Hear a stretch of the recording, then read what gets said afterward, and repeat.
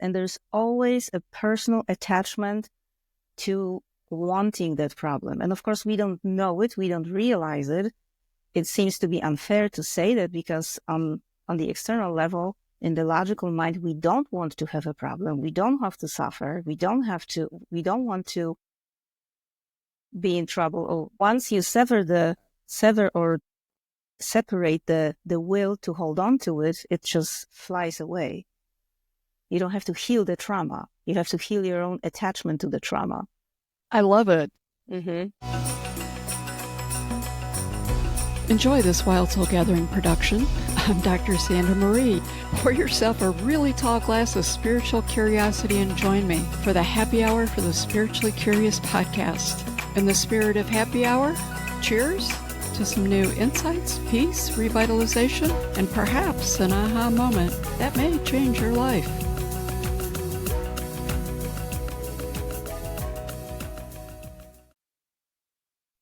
Welcome back, Wild Souls. If you ever felt like there's more to this reality, more to who you are, why you're here, and how you can truly awaken to your highest potential, then today's episode's for you. I am sitting down with a truly remarkable guest, Kasia Dodd, a psychologist, therapist, and a visionary co-creator of the Inherence Process. With over 16 years of experience, Kasia blends psychology, energy work, and deep spiritual wisdom to help people reconnect with their truest self. But her story goes even deeper. She's not just a therapist. She's a consciousness explorer, a healer, and she's the author of You Are a Dream of the Universe, a book that challenges us to wake up to our divine nature. In today's conversation, we're diving into some profound and eye-opening topics like how consciousness plays a role in healing and personal transformation, the hidden wisdom of trauma and how to move beyond it, the ego. Should we dissolve it, integrate it, dance with it? How to recognize and trust your highest guidance when it whispers to you or when it shouts at us. The illusion of separation and why we're more connected than we realize. The role of self-love, presence, and intuition in awakening our fullest potential. Get ready because this isn't just a conversation. It's an invitation to step deeper into your journey of self-discovery. Welcome to the show, Kasia. Well, thank you so much for inviting me. Well, I'm really excited. You have some really fun experience and things that you've been working on. So if you don't mind, let's just dive into it. But before we get into some of your groundbreaking work, I would like to ask you, you've studied both theology and psychology. How do you see the intersection of spiritual awakening and psychological healing? Well, I think they are both intimately connected. It's all one whole organism and being, and the being has the psychological part and the spiritual part, and it all blends together. It's only kind of separated in our external world. There's a psychology school and theology school, and you go to church and you go to work, for example. But on the inside, everything blends into one. And right now, more and more, at least when I went to theology school, I saw that more and more of the leaders in the spiritual world, religious world, are open to what's going on psychologically with people, that it's not just only the divine intervention, good or bad, but it's also just regular processes that influence how we feel on the spiritual level. And many times we have some psychological problems inside and we project it on the spiritual world and we think it's the spiritual, but actually it's some kind of unhealed trauma that we don't know about. So we project it on the spiritual world. But once we dive inside, it turns out that there's no higher power here. It's just something that needs attention. That's interesting. I like that. It's really about the spirit being on this human journey and really integrating it from both sides of it, because they can have different versions of themselves. Yes. So, yeah, I love how you said that. Yes, and also, when I was writing this book, at some point, I had this realization that what we call spirituality, actually, there's only one definition of the spirituality on a deeper level, and no matter what kind of tradition or spiritual thought you study, you can find that every single one aims at the same thing.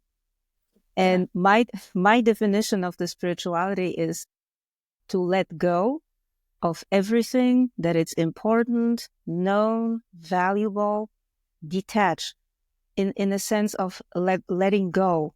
So when you are on the spiritual path, you're letting go of things. You're letting go of your past, you're letting go of your trauma, you're letting go of your ego, you're letting go of something, all the attachments to whatever seems to be valuable or indispensable in your life. When you let go of it, it's the moment of spirit. It's the moment of spiritual thing. And that's something that we have to learn, because when we are born, we don't have this ability to let go. We have the other ability to grab on. So look at the child. Yeah. That's part of the game of the humanness. Mm-hmm. I feel like you just summed it all up so nicely. Like, we don't really need to talk about anything else. But that truly makes sense. I think that is the ultimate, yes, and goal of why we're here. Yes, different religions and different schools of spirituality, they have different techniques and different theories and different visions how to let go. But actually, it's all the same. Just let go and be free. Don't hold on to anything. I spent a lot of years seeking and delving into different religions and different spiritual work. And it's exactly what you just said. Every time I either, like when I got back from Tibet or I immersed myself in something, I was like, it's all the same. Mm-hmm. Like I don't know what I'm seeking for, because it's all the same. The outcome, it's all the same. Yeah. So can you talk a little bit about your inherence process that you developed? Mm-hmm. Like, what is it and what inspired you to develop this transformative method? Mm-hmm. This was a process. I mean, before we came to developing the final steps, meaning I have a close friend who is a therapist. She lives in Poland and I live in the US. And we connected at some point and we started talking, and there was really something that we just connected on the level that we both wanted to dig deeper and learn more and discover more. So we were both so passionate about it that we started meeting regularly online. She in Poland, me in the US, and we met every week, sometimes twice a week. Sometimes for 2 hours, sometimes 7 hours, and we were just diving into the depths of whatever it is, consciousness, awareness of spirit or universe, whatever you call it. Funny how that works. Yes, exactly.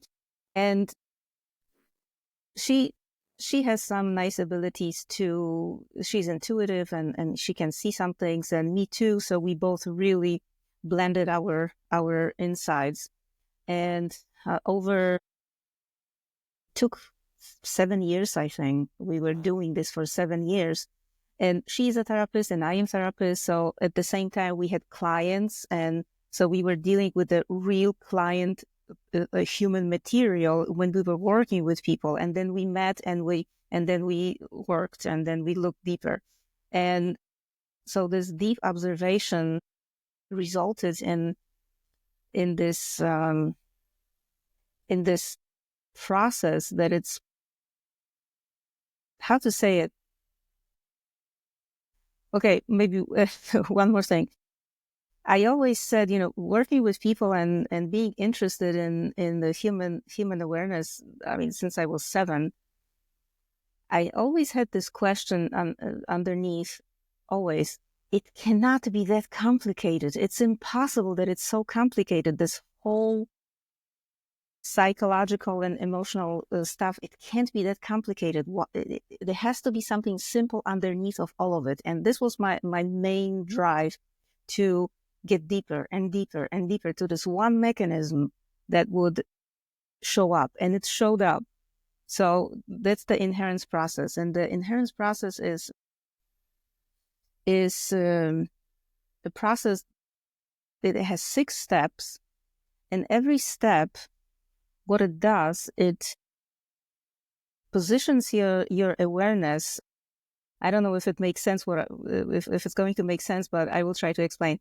It positions your awareness the right way, so you detach from whatever you're attached to on a deep subconscious level, and then you connect to your core, to your essence, to your inner child, as I call it in the book too.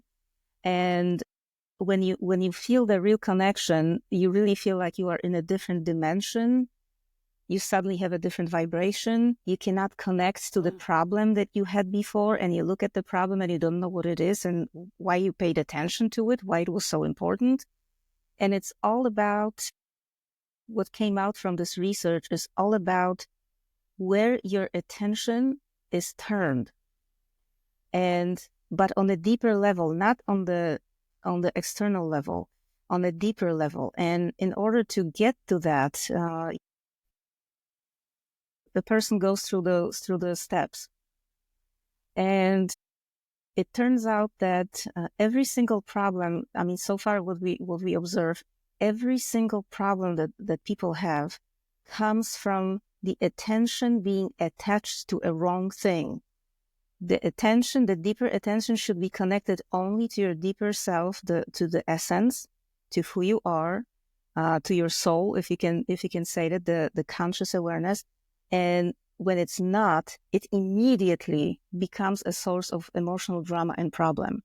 So no matter what kind of problem in the external world you take to work on, when you go deeper, there is this one mechanism, literally one. The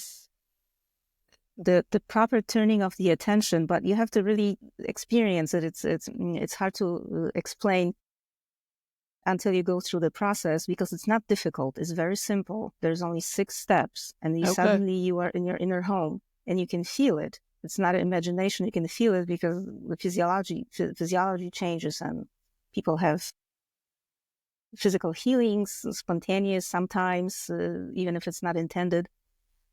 So something is happening when you really connect to your core. Mm-hmm. That makes sense. So, because that was going to be my next question. How does expanding one's consciousness really contribute to the personal healing, and how does your inherence process facilitate that expansion? So it's just working the process. You have found a process that helps facilitate people through that for whatever their individual healing is. Yes, exactly. And it's kind of a different, what we discover when you go through the process, what you discover, it's not the origin of your trauma. It's not how it happened and when it happened.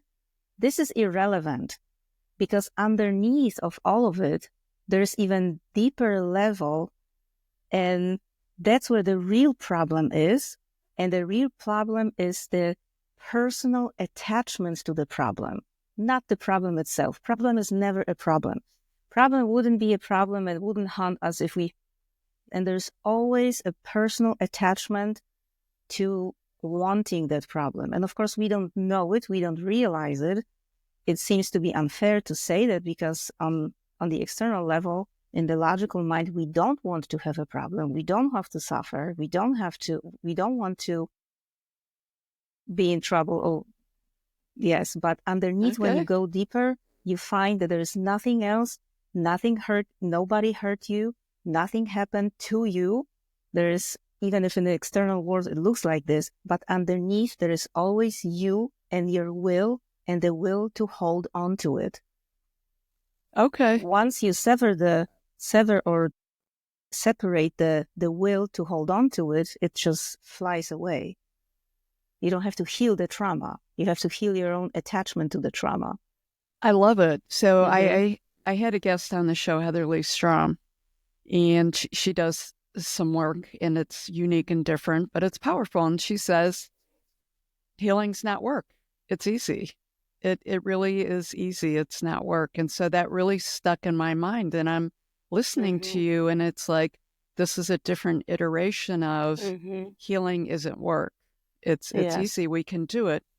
So you've done some blogging in the past, and you did a blog. It intrigued me, and it was called The Lack of Abundance or The Abundance of Lack.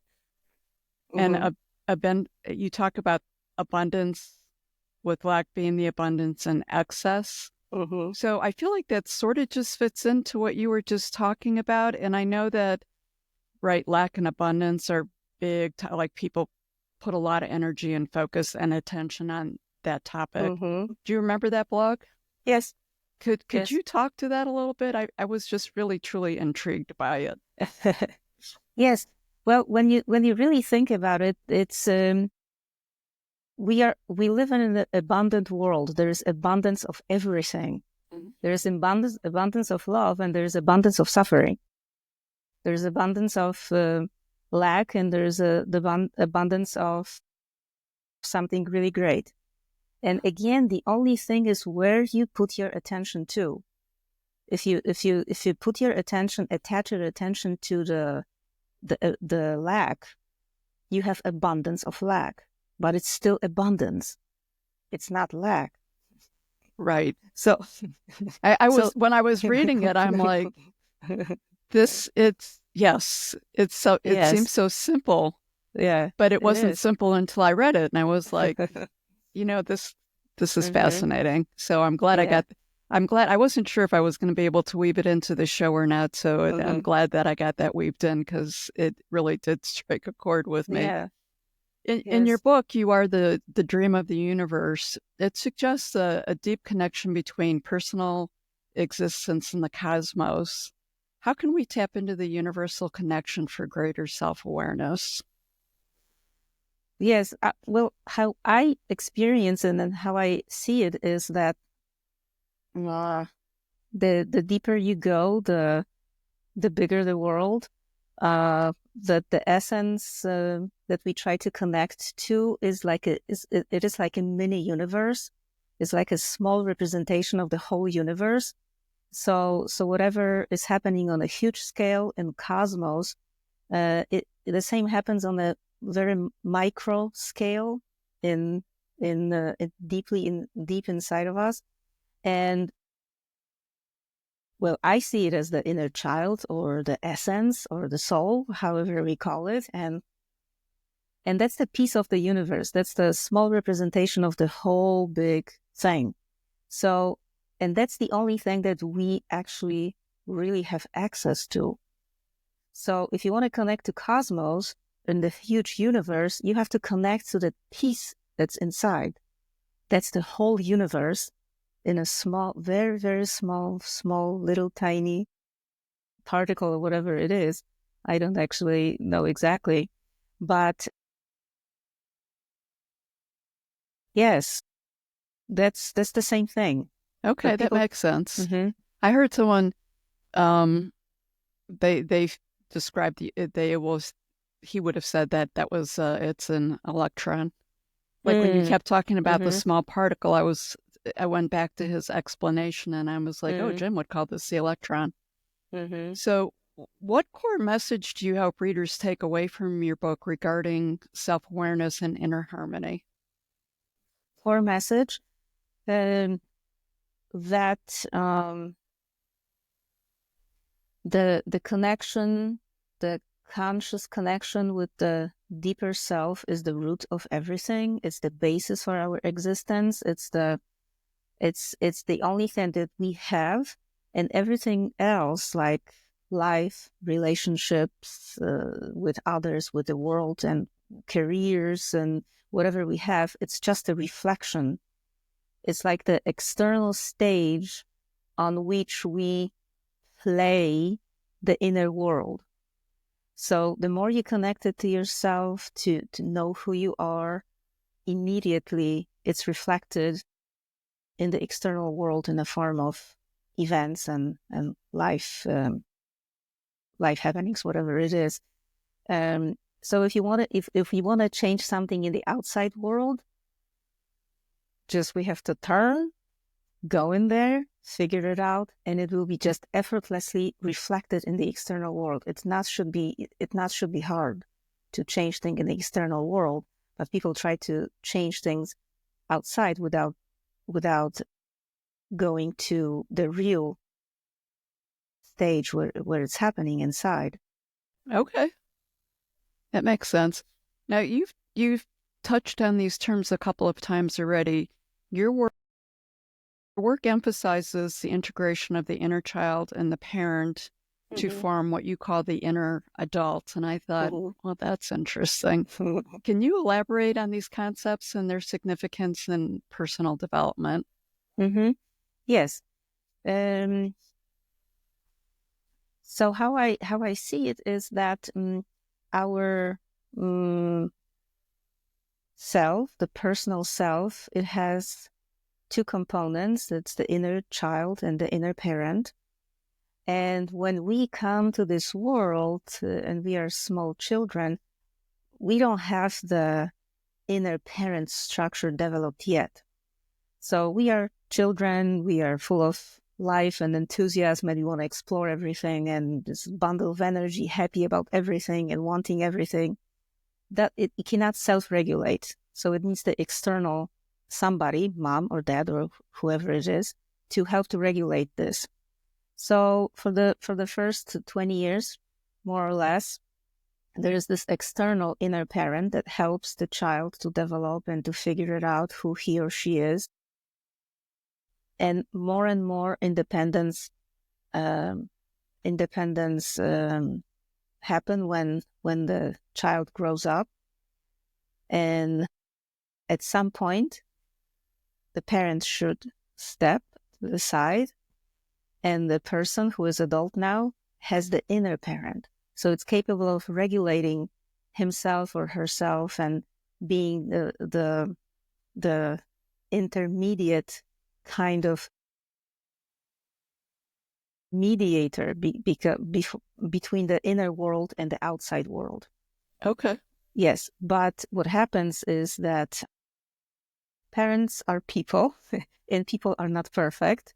So many times what happens is that we don't have a good parenting. We're not receiving good parenting at home. There are different family dramas and dynamics, and we leave home and our inner parent is not fully functioning. So we still are kind of like children looking for a parent, and we want to emotionally attach to other people, to missions in the world, to careers, to some cause or whatever.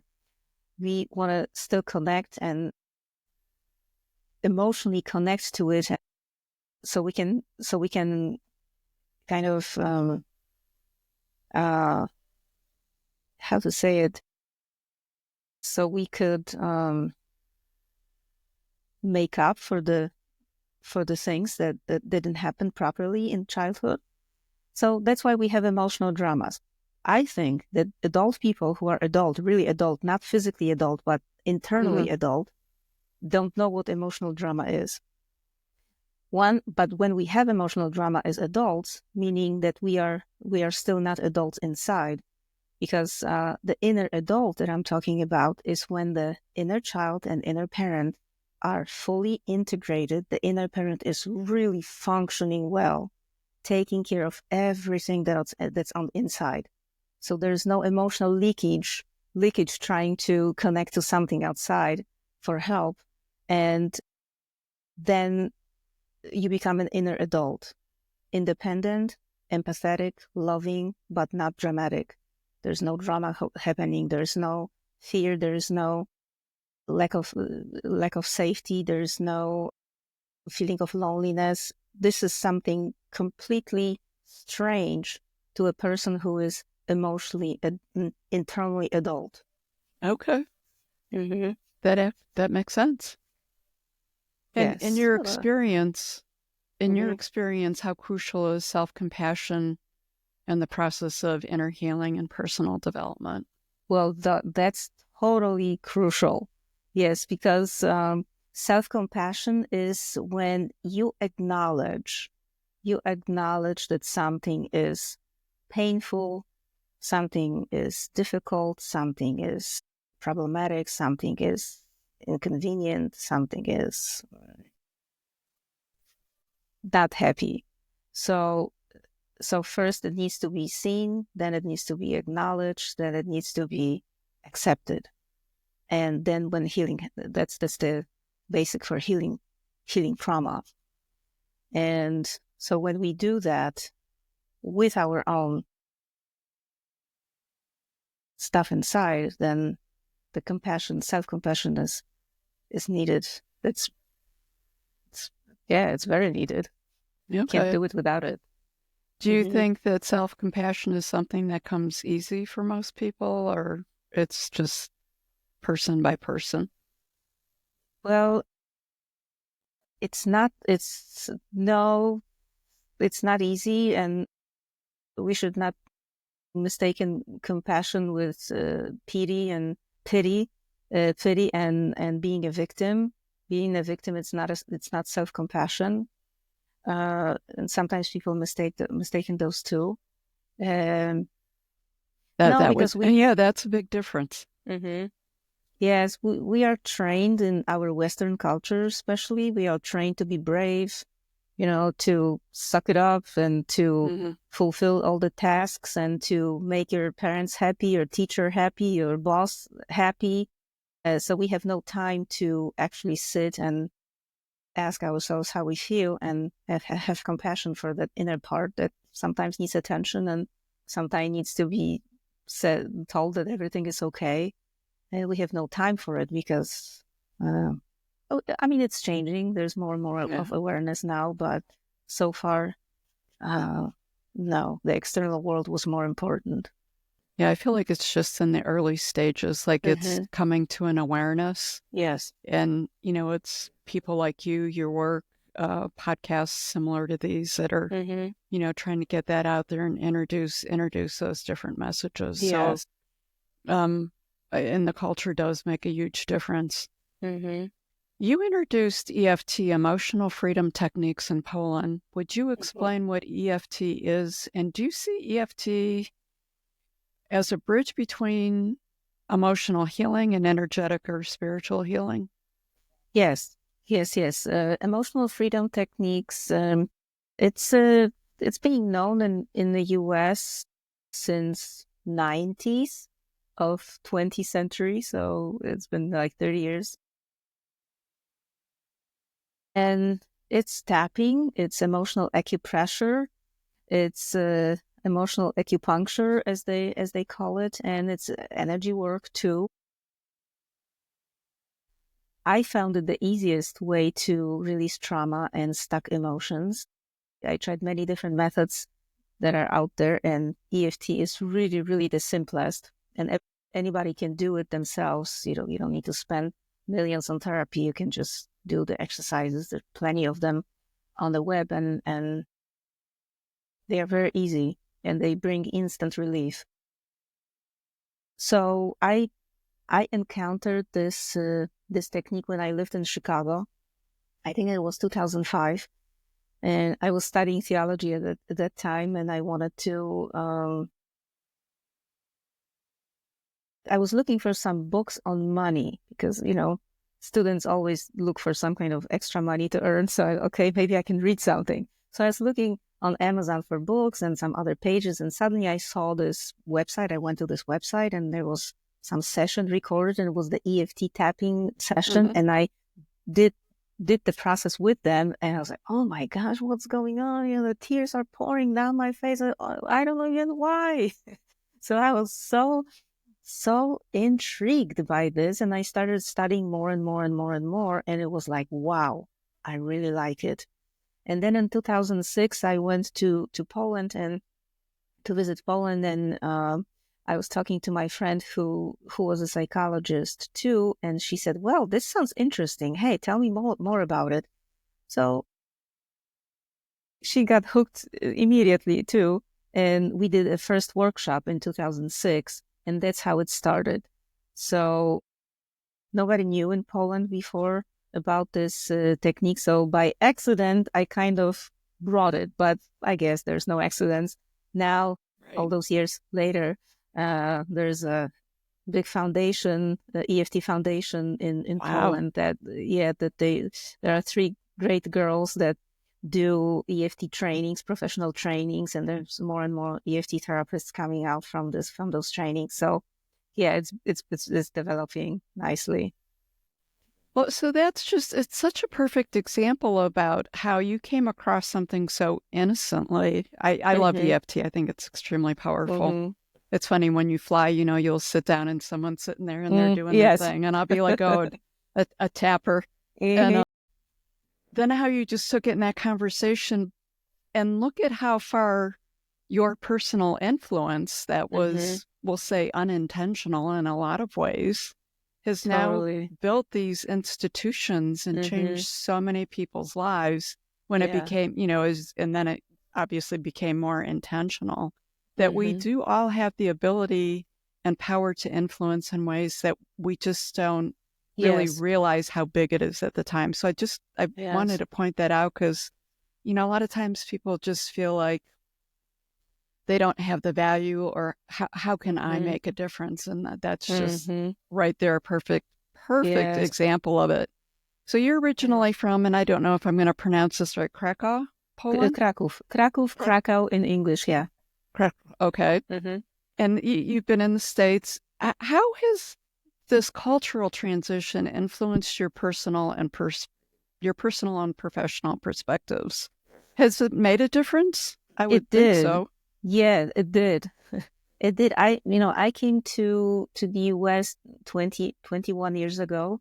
So at that time, Poland was in a different stage of development, if I can say that. And at that time, I didn't like Poland. I thought, I don't want to be here. I'm leaving.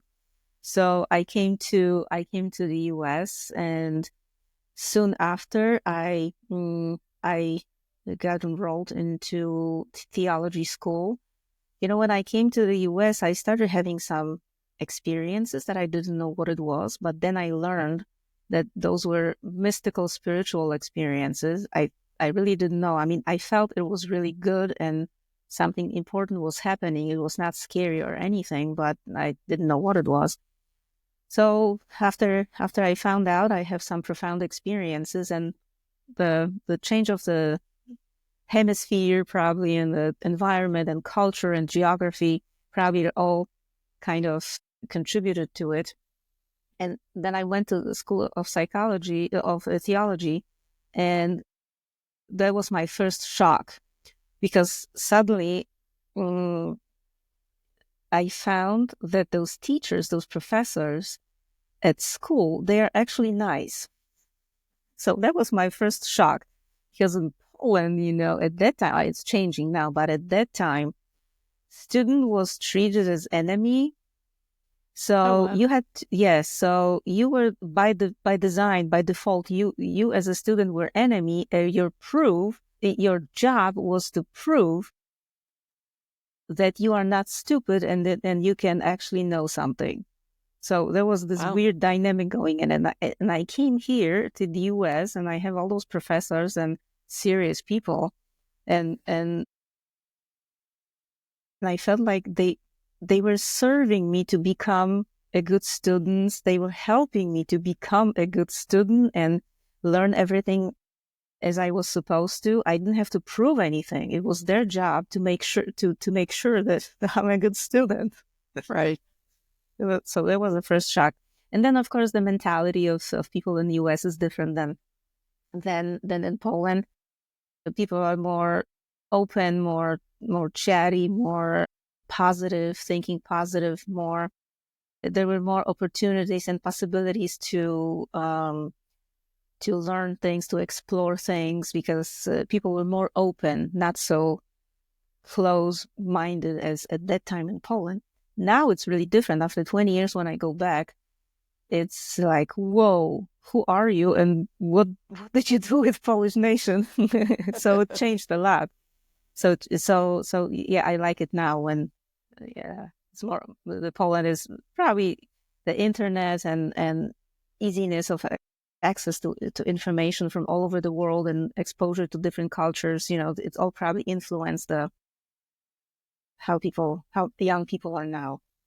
That's interesting. And I do think that the internet and that mass communication makes a difference. I'm always honestly amazed and humbled at the international following that we have with the show. And, countries that I just wouldn't expect, but, they're consistently in there all the time. So it's pretty cool. Yeah. So many spiritual traditions, they talk about transforming pain into wisdom. How do you view trauma from a consciousness perspective, and how can people move beyond it? Yeah. Well, first, maybe I'll talk a little bit how I see trauma from the just mechanical point of view. So how I view trauma is that when we turn experience into trauma, subconsciously, of course, what happens is the emotional flow stops. Because the emotion is something that needs to be constantly flowing. It has to flow. It's like a current. It's like a river that must flow all the time.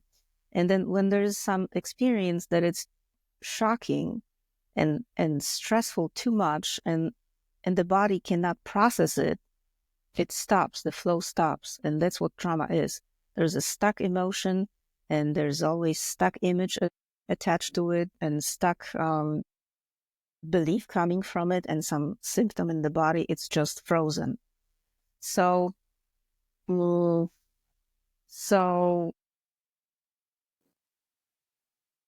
there's a lesson in it.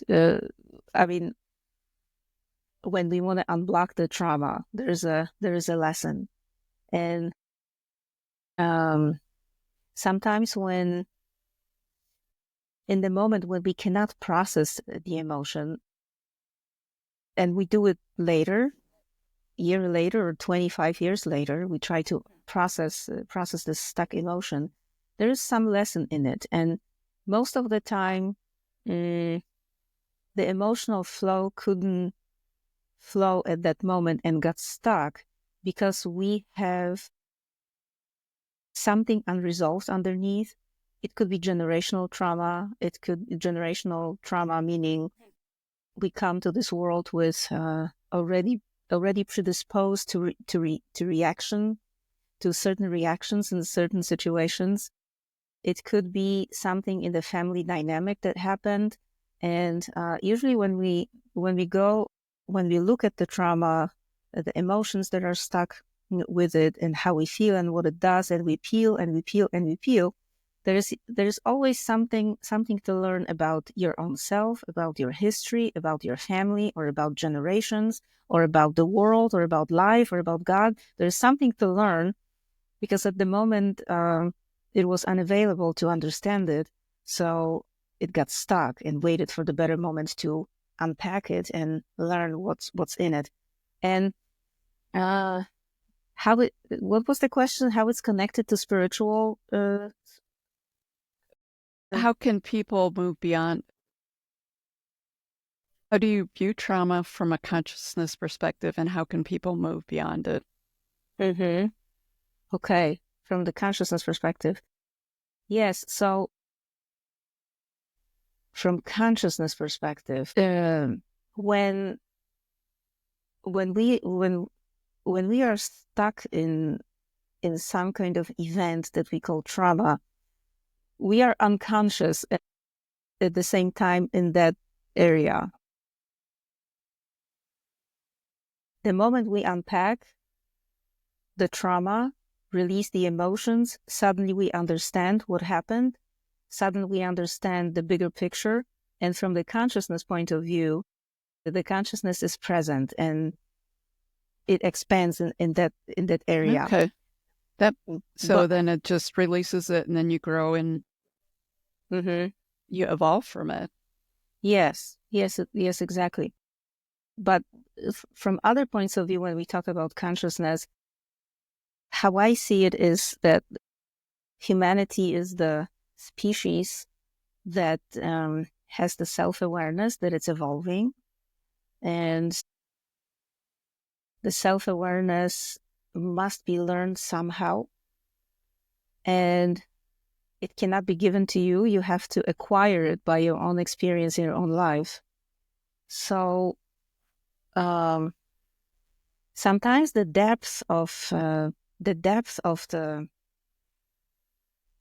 the universe is so inaccessible to the self-awareness that it can be pulled down to those depths only through something negative and something traumatic, something difficult, something painful.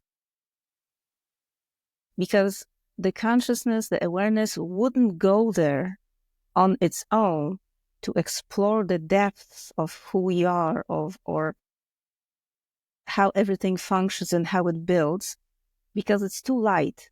Consciousness is really light. It's very high vibration. It's very light. And the depth, the foundations of how our whole universe and who we are very, very deep. So the consciousness, it needs to be pulled somehow deep down to explore those depths and learn about them. And sometimes it can be done only through pain. That's because very the pain powerful. will pull you. The pain will pull you there. Because when you're in pain, you're right there at your foundations. Yeah. And then suddenly you feel what's right, what is important, right? Mm-hmm. It's a reset. Yes. So that's from the bigger, from a bigger perspective. Now there are other theories like the soul purpose, right? So the soul has some kind of lesson and experience that wants to experience being in the body and on this earth. So it chooses some certain experiences. So yeah. Mm-hmm. Yes, definitely. Mm-hmm. What strategies would you recommend for individuals struggling to dissolve some of those limiting beliefs that they formed in childhood from these traumas that seem to snowball until they get resolved? Yeah. Or we evolve? Yes, I always recommend EFT. Really, that's my favorite simple method that people can do on their own. You can address any issue doing EFT, something that happened yesterday, something that happened when you were 5, or even something when it happened before you developed the conscious awareness, because the body has the memory, and sometimes something happens really early, like when you're 1 or when you're still in the belly of your mom. And so you can even release those traumas from the body memory doing EFT. You don't have to logically know what happened, but the body has the memory, the body has the information. So when you're getting in touch with the information in the body, you can tap it away too. So I would start there. Okay. And I agree with you. It's easily accessible and it's affordable because you can basically go online. I mean, it's all right there. You can get the charts and stuff, and it's like you just said, it's one-stop shopping.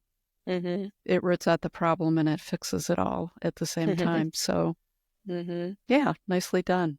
Let's move to self-realization and the ego. That ego. Ooh.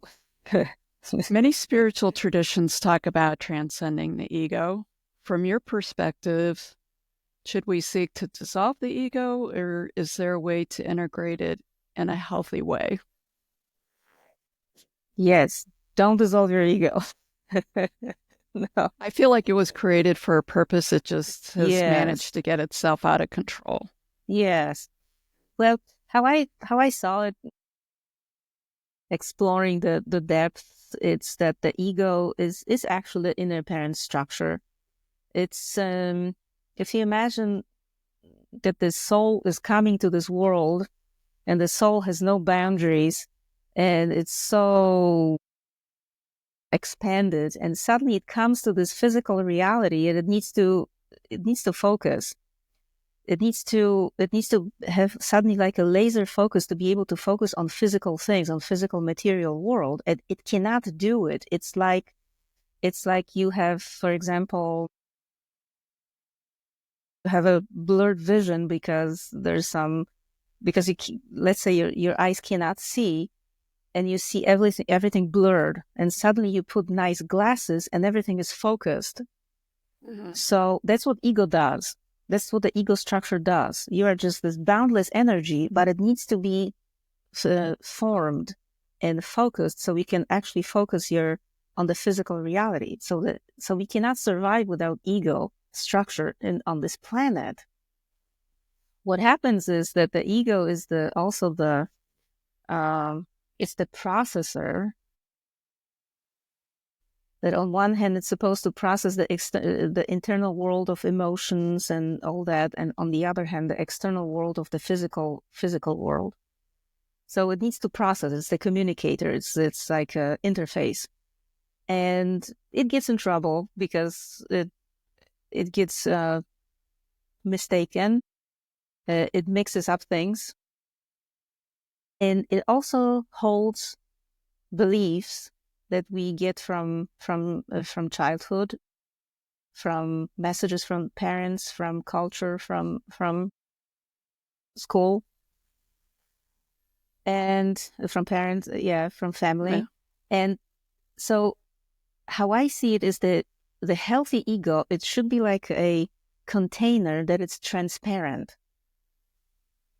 So it physically exists and it's doing its function, but it's transparent so you don't see it.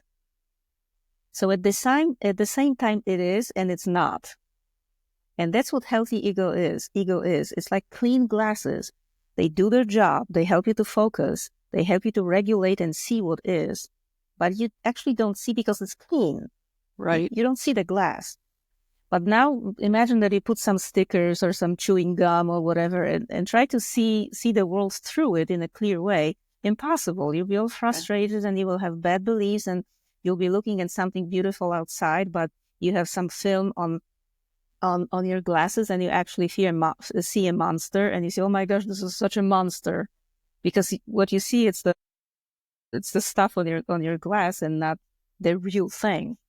So transcending the ego or getting rid of the ego is nothing more like cleaning the ego. Okay. You can't get rid of it. You cannot transcend it. Transcend it meaning you don't look through the dirty glasses anymore. You just look through nice, clean glasses that you're not aware you have them, but they still function. Because without them, you can't see anything in this world, in this physical world. So that's how I see the ego. Well, I feel like the ego has really gotten a bad rap. Yeah. And it's an integral part of how we were created energetically. It's like it's an integral part of the human machine functioning. Yes. And you did a really nice job of explaining that. And then sometimes it just gets programmed or someone messed with its programming and it can get out of control, or sometimes it gets blamed for things that it's really not, it's not the ego's to own. So it's interesting. People have, it's interesting people's view and perceptions and answers to a question like that. So self-awareness, you have brought it up multiple times today. It seems to be a really important part of your work. How does one incorporate self-awareness into their daily life? Like, how does simply being present in the moment contribute to a more enlightened, conscious existence? Well, when people are self-aware, meaning are in better touch with themselves, they immediately have a better connection with the outside world, with people, with what is. There's less and less projections, less expectations. So it helps a lot to be connected to be self-aware of who you are, what your function is. You know better what kind of decisions to make in the moment when you need to. You have better intuition, so-called intuition. You just trust your gut, so-called. But because the gut usually is the gut, the other brain, the inner child, the intuition, the lower brain.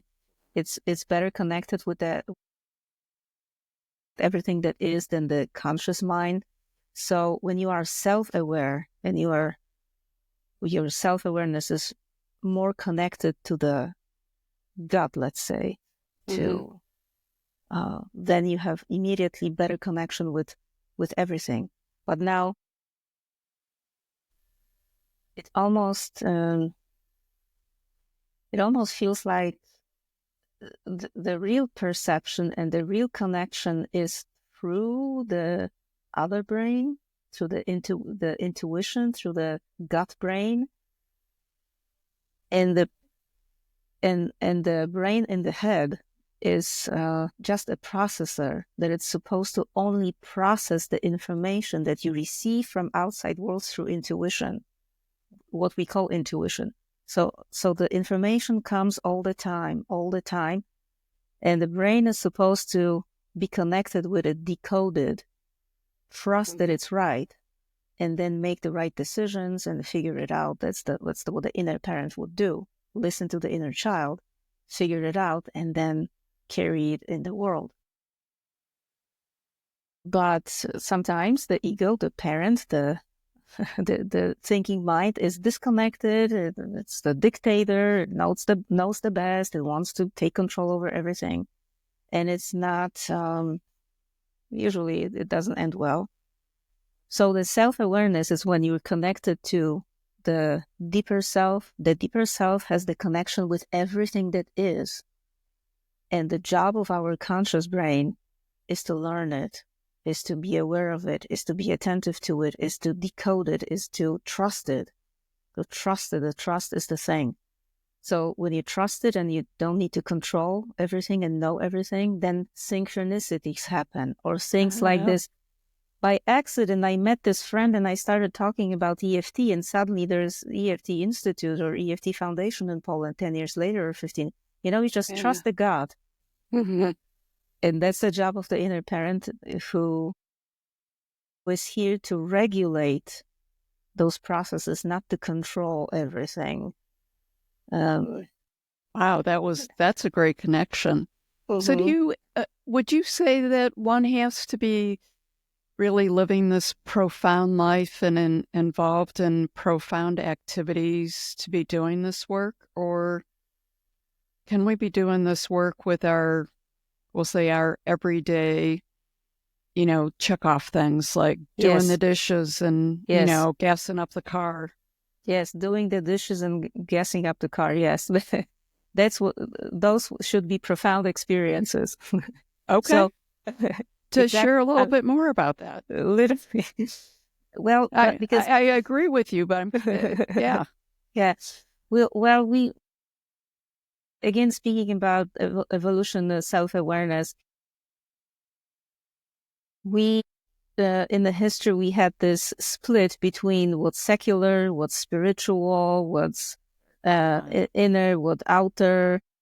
We are trained this way to have those things, to those two worlds separated. During the week you work, and then on Sunday you rest, or you don't think about work, you think about God or church or whatever other activities, and it's like kind of separated, two worlds, and it needs to be all blended together. So we are not suddenly not spiritual people when we go to work, or suddenly we are those weird creatures that's supposed to forget about everything and be holy on Sunday. No, I mean, it worked for some time, okay, but now I think it all wants to be blended together. So, or sometimes when people ask about meditation, oh, I don't have time for meditation. Oh, Or when I go to meditation and I do meditation, I feel so great. And oh my gosh, I just want to stay there forever. But then I have to deal with my husband again, or I have to go to work and deal with my work that I don't like too much. And suddenly they are not spiritual anymore. They are in a world of problems. And what should happen is those two areas in us should blend into one. So you are in the state meditation all the time, meaning that's just by default. Yeah, I feel like we're at a point now where that programming, to me, I call it programming. People are developing a self-awareness that we're actually have this programming that it is. Yeah. And it feels like it's starting to dissolve.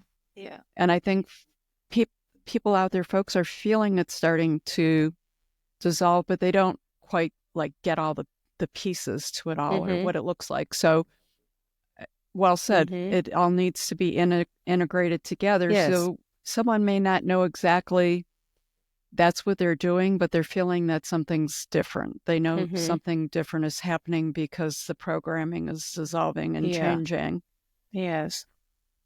Yeah, so then you drive a car, you pull weeds in your garden, or you wash the dishes, and you are present, you are present in the meditation. It's not separated anymore. And then when you are present all the time, meaning in the meditative state, you see things better, you have your awareness expanded more, and then you can figure it out things better, and you can make better decisions because it's right on the point when you're present, because you're connected, you're aware. It should be all the time, not only when we meditate or go to some service. Yeah, it should be a way of life, part of who we are. Exactly. And the observer is all the time there. Yeah. Yeah. I think we're getting there. I think I do believe that there's more recognition of the, oh yes, it should be that. So now we're in the, how do we get from the should be that, right?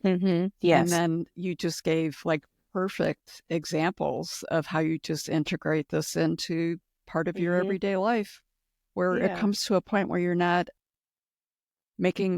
consciously going through the act saying, oh, I'm doing the dishes. This is a meditative state for me. It just, it is. Yeah. For example, you washing the dishes, and when you are present, you are so present with those dishes that you actually hear the water. You feel the water on your hands. You feel the smooth surface of the plate. You hear the sound of the fork, and when you wash them. It's meditation when you do it. And for now, when it's not a habit, people have to do it consciously or try to remind themselves to do it. But then when you practice and practice and practice, it becomes like so normal. You don't even know you do it. It's just there. Awesome. Awesome.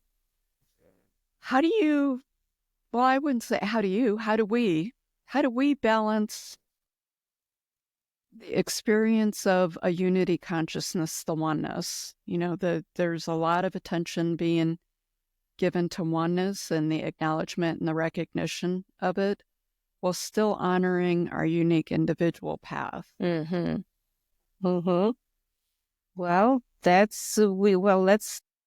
let's have a definition of what oneness is first. What is oneness? What is it? Oneness is to me, consciousness and oneness is everything is one. The chair in the room, you, the computer, like it's all energy and it's all vibration. Yeah. And we're all energy and we're all vibration. We just look different than the other. Right. It's just it's oneness. I mean, I guess you could break oneness down different ways, like consciousness and human, but to me it's like everything exists as got an existence and some kind of consciousness. Yeah. Yes. Well, but now I'm thinking how to explain it in everyday, mundane life. Yeah, you do How it a lot to, better than I do. well, I can try. I'm thinking, I'm thinking as I go, because we are in the physical world, and in the physical world, you cannot be one with everything. You have to make choices, right? And you choose something that it's supportive, that you need, that it's relevant to you, and you put aside something that it's irrelevant to you, because why paying attention to it when you don't need it in the moment, for example.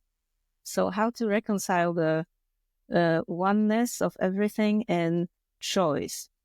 So I mean, we are unique expressions of yes. creator consciousness, all that is, whatever term people want to use, but we're still part of the whole.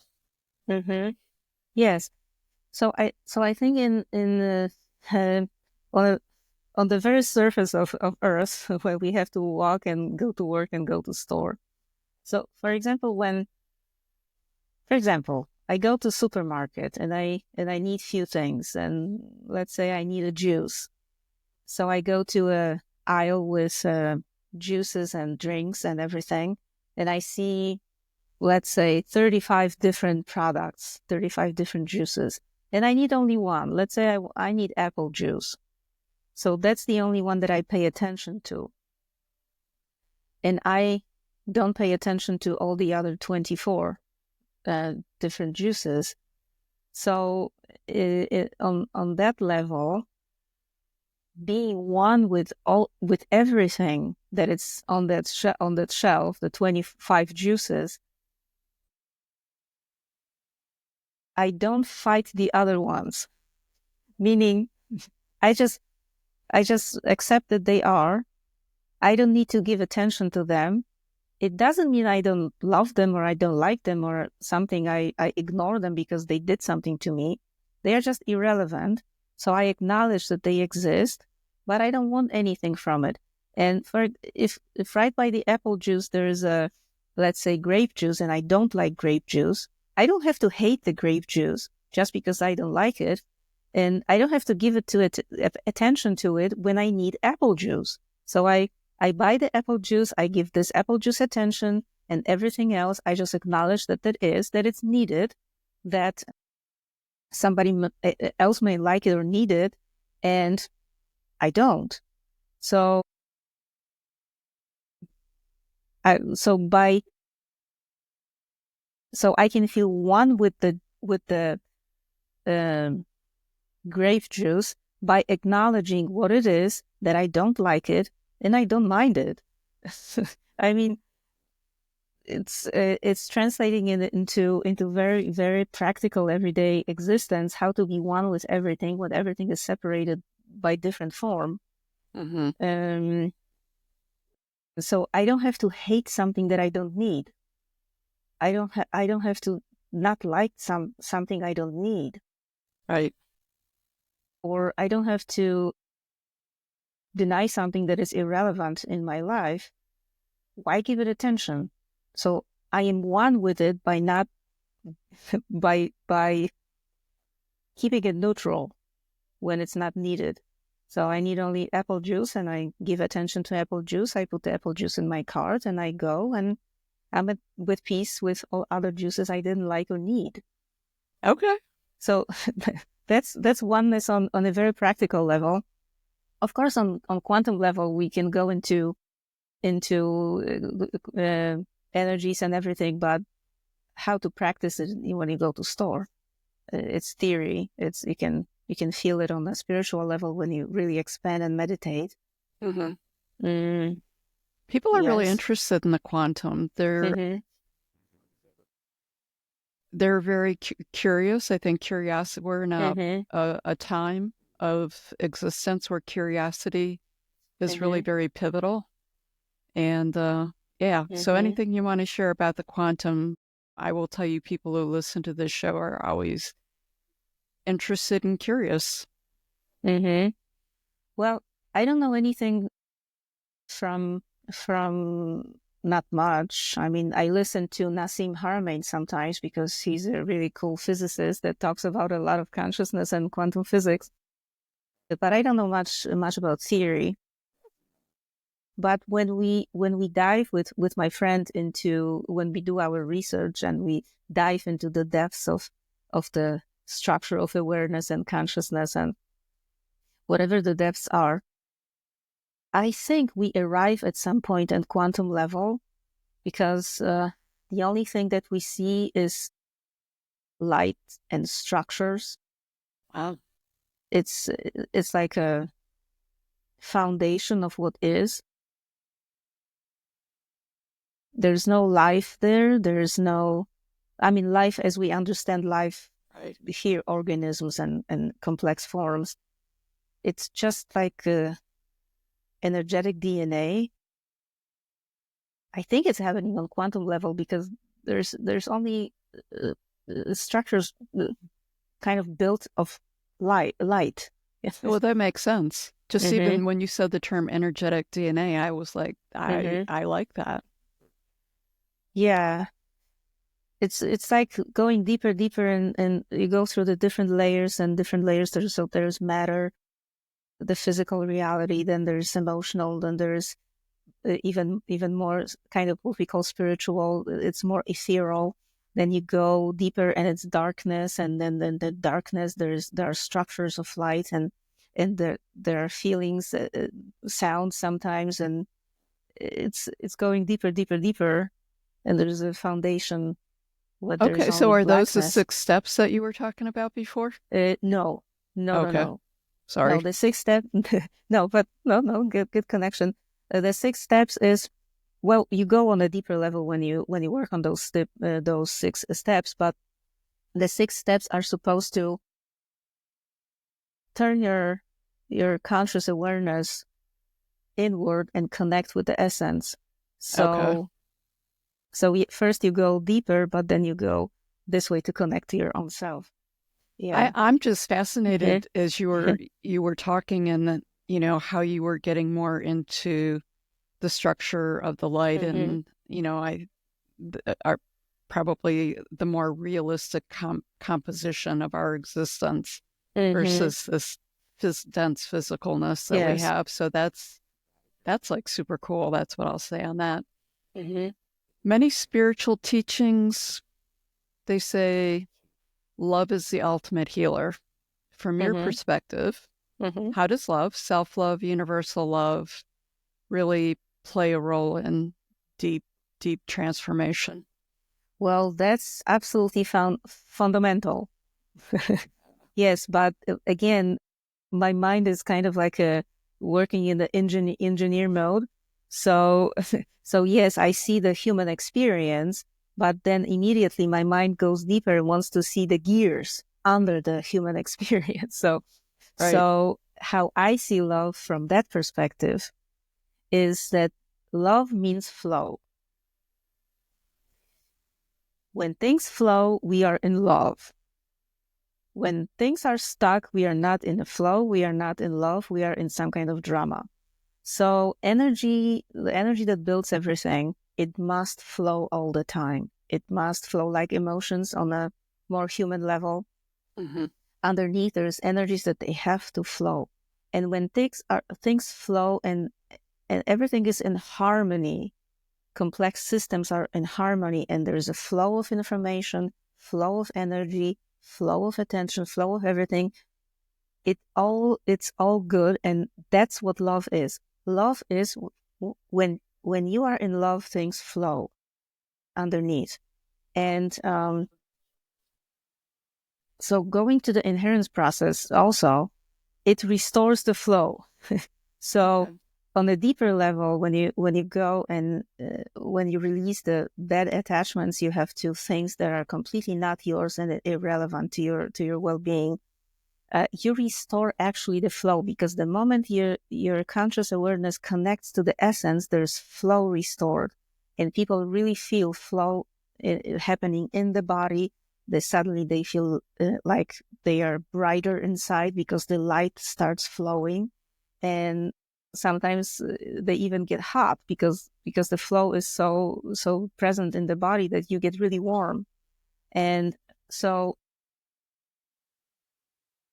in human experience, when we feel the love most strongly, for example, when, let's say, there are two people who are in relationship, and any kind of relationship. I'm not talking about husband and wife, but friends and whatever the relationship is. And suddenly, and they have connection, and they have the flow. And suddenly something happened to one person. For example, this one person had an accident. So suddenly there is a fear that this person will no longer be here. So there won't be flow anymore. And so the person goes to the hospital, the other person, and waits for the surgeon to come out and give the news. And the surgeon comes out and says, well, he's awake. The surgery went well. He's awake. You can go and visit. And suddenly there's this flow because the connection is restored. And you go to visit the person and you hug the person and you say, oh my gosh, I'm so glad you're alive. I love you so much. I will never do something, or I will always pay attention to something. Because the flow is restored, the connection is restored, and then immediately you feel stronger love because you are aware of the flow again. Wow, you have given some really, really good, tangible examples. I really appreciate it. You talked about the gut and the gut brain, which is really important. So for me, there's actually three brains. I think there's the gut brain. I think we have a heart brain, and then we have this one that creates me all my problems. How can people learn to trust their intuition and recognize guidance from a higher consciousness? You had mentioned before, just it was really important, to trust that was pivotal. And I trust is a big issue, right? We see it all over the place. It's a core issue. What would you say to help people feel more comfortable with trusting that intuition and recognizing that guidance does come from something bigger than us? Yeah. Well, I think with that where the trust gets broken is when we are children and we are all open and trusting. Just by design, children trust everything they see and they believe everything they see. So when there's something going on in the family structure or cultural structure that the child cannot feel safe and must turn control, then when the trust is lost.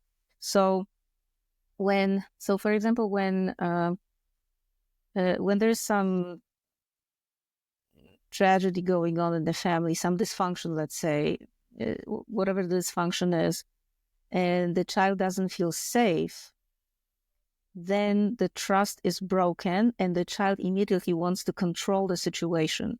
So for example, the parents argue or they fight, and it's very unpleasant for the child, and the child doesn't feel secure and safe.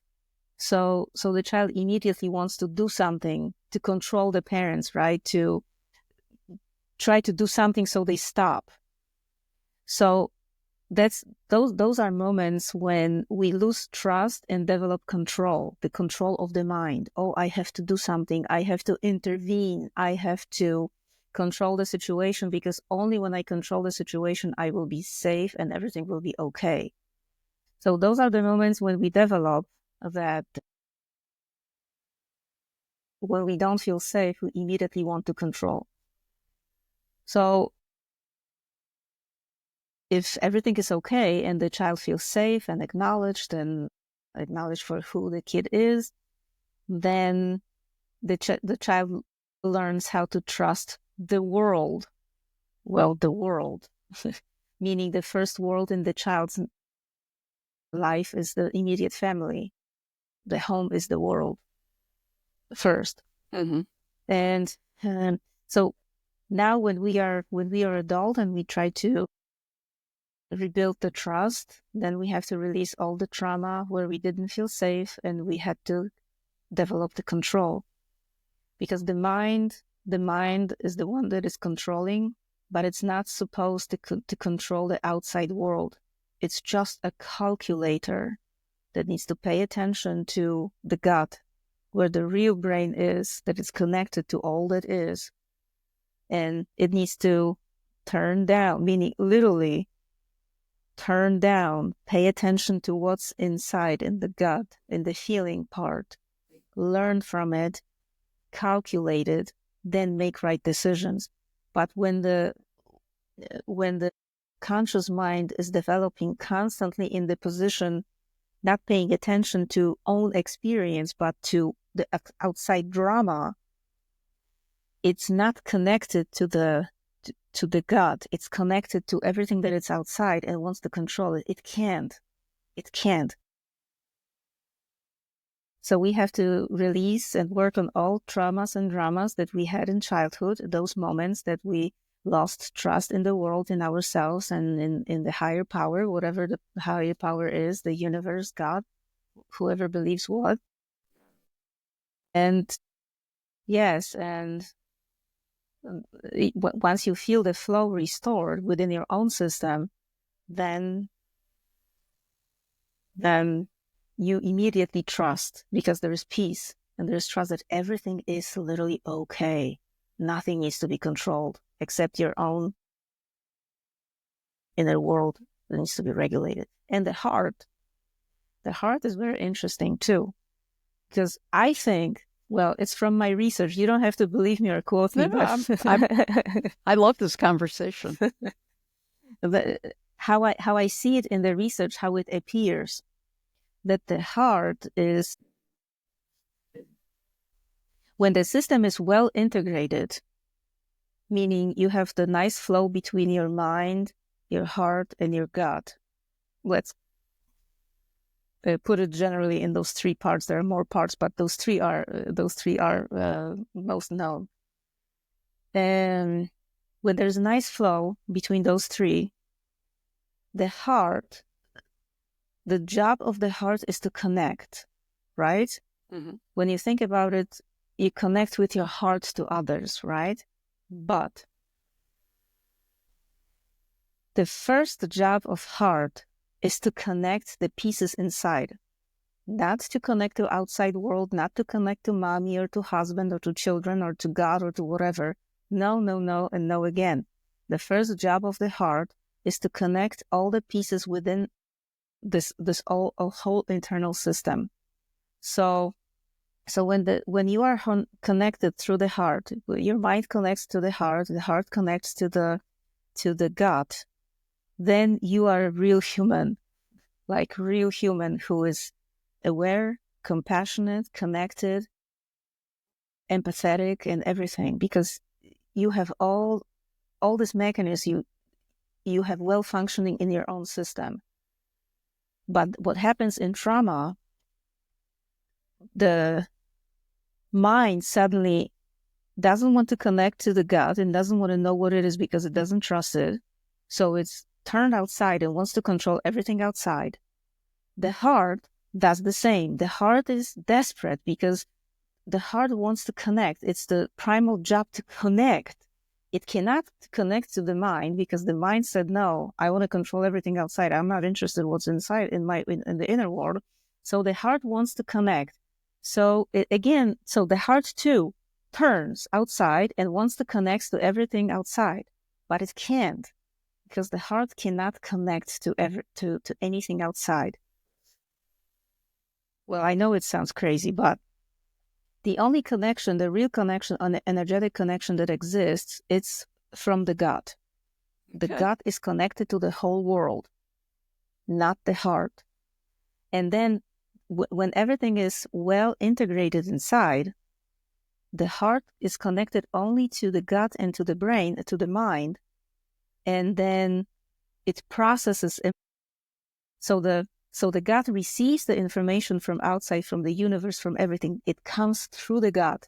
Then it goes through the heart. It's processed in a human way. Then it goes to the brain, the information, and the brain processes in the intellectual way. And then everything is working in sync.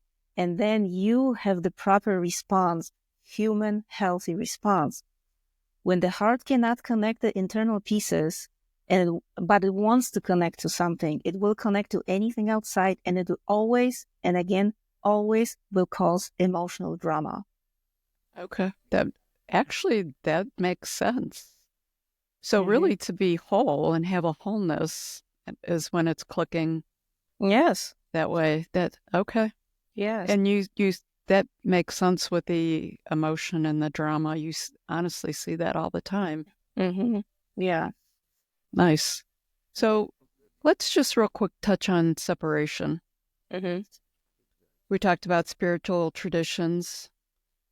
Many say that separation's an illusion. People have a hard time wrapping their head around that. How do you help people move past the feeling of isolation into a state of interconnectedness? So it's sort of like you gave the mechanics, the physical mechanic explanation of this. This is... Yes. Okay. Well, yeah, I mean, yes, I do. I don't explain, when I work with people, I don't explain it the way like I just did here. We just work practically, meaning the basic, the base for everything is to return to, how to say it, not to be afraid of recognizing what you feel, because the feeling is the primal information that we have inside. And so we have to be connected with our own feeling part to be connected and integrated and not separated. The separation, it is an illusion in a way that mechanically we are not separated. It's all, how you say it, we are connected in a twisted way mechanically, which gives the illusion of separation. Okay. So let's say the heart wants to connect to your inner child, I mean to your gut and to your brain, to your mind, to your conscious mind. But it cannot, because it's, let's say the system is broken. It's and not that's what's going aligned. to create that sense of isolation then. Yes. So, for example, this heart wants to connect, so it connects, for example, to your husband or to your child, and then you're getting back the connection through the other person. So it is connected, but it's connected in an entangled way, and it will always create drama. So technically, it's not completely broken and isolated and disconnected, but it's connected so in a twisted way that the energy flows in a weird way, and that's why we are so confused and have emotional drama, because it's not clean and straight. So when I work with people on a feeling of disconnection, is actually again connecting to your own deeper self. I had this other article on my blog about that loneliness. It's the same as uniqueness. But because when you are unique and there's nobody else like you, that's lonely. If there's nobody else like you, when you think really about it, you are unique. There's nobody else like you in the whole universe. Wow. But now what? When we are disconnected from ourselves, meaning we pay attention to everything else, we are incapable of embracing the uniqueness. And when you cannot embrace and acknowledge the uniqueness, it turns into feeling of loneliness and separation. It's not. It's again, turn your attention where it's supposed to go embrace the uniqueness, and suddenly you're not lonely, you are full of the universe. So it's all about how you turn the attention. The same thing will be drama and tragedy, and the same thing will be your biggest joy. Well, you're right. It is very simple when you explain it. Mm-hmm. Yeah. Okay. So someone's on the path of their self-discovery but feels lost. What advice would you give them from both the psychological and spiritual standpoint? Well, do something. I mean, if you, I mean, depends where the person is and what they need. Do they need EFT? Do they need a therapy? Do they need to connect to somebody? Do they need some kind of help? Or, well, I'll say, hey, do EFT and release some emotions and see how you feel. And when you feel a little bit more connected to yourself, then you'll see that it's not actually, nothing is lost. It's just misinformation. It's misplaced awareness. So one step chips away and puts you on where the next Yes, journey is to. exactly. Okay. And the feeling of being lost, it's actually mean that people are not rooted in themselves, and it's again going back to the connection to the deeper self, because it is the root, it is the foundation of functioning. So when you feel lost, it means that you are not connected to, you are not rooted in your own self, in your own soul, in your own essence. Or sometimes when people have, oh, I have this need to belong to somewhere, and I feel so alone in this world because I don't belong to any family or any group or any nation or whatever. Those are only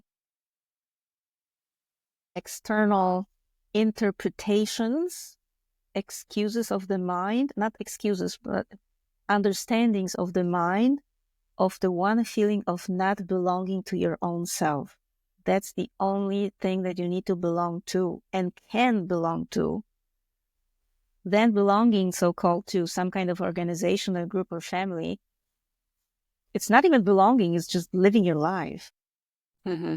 It's not a source of your belonging because you belong to your own deep self, your soul. Yeah. Okay. Well, Kasia, that's how I see it. Mm-hmm. No, I'm liking it. If listeners would like to work with you or understand a little bit more of what you do, how would they connect with you, and what would that look like? Well, there is a website called KatariinaDodd.com. So there is a contact form. I do inherent sessions. I used to do individual sessions, but now I do a session like a kind of like a program. It's like 2-month program, and it's called Inherence Program, and we go through different steps and try to reconnect with the deeper self. There will be workshops. I'm working on that.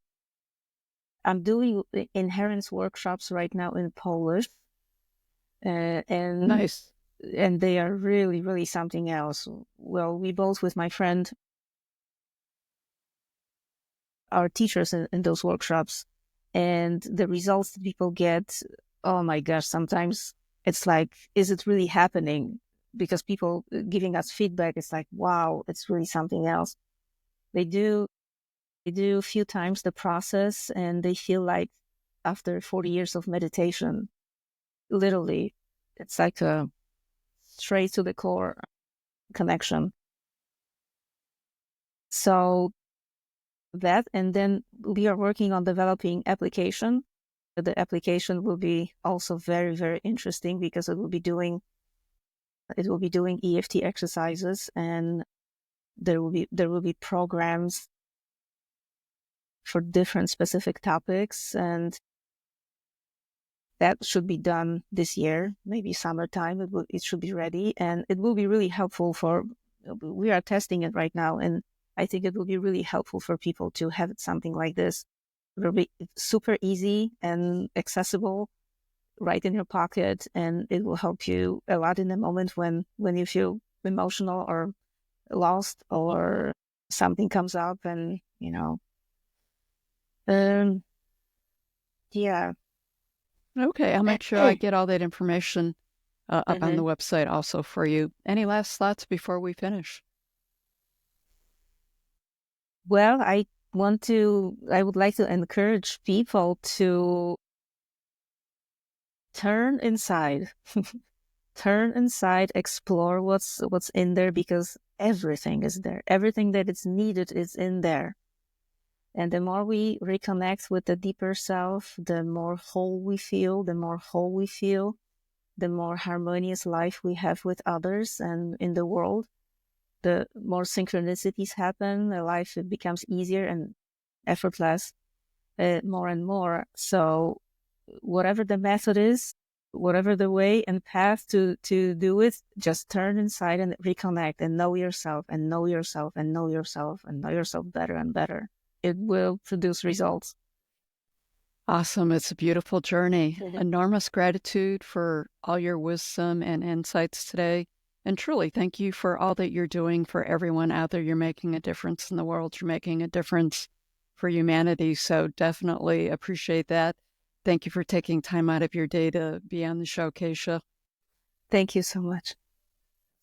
And for all you listeners out there, a big thank you for taking time out of your day to join us. Until next time, remember, embrace that wild soul. Thanks again, Kasia. Thank you so much for inviting me and spending time with me and allowing me to share all this with your audience. Yeah, your work is awesome. Truly awesome. Thank you. Thank you for joining us for this episode of Wild Soul Gatherings Happy Hour for the Spiritually Curious. To learn more about our guests, please go to our website, wildsoulsgathering.com. We're very eager to hear from our listeners what you thought of the episode, topics you might like us to cover in the future, your thoughts on spirituality, questions you may have. Please feel free to send us an email at wildsoulsgathering@gmail.com. This is your host, Dr. Sandra Marie, sending each of you peace and love. Until we meet again, embrace your wild soul.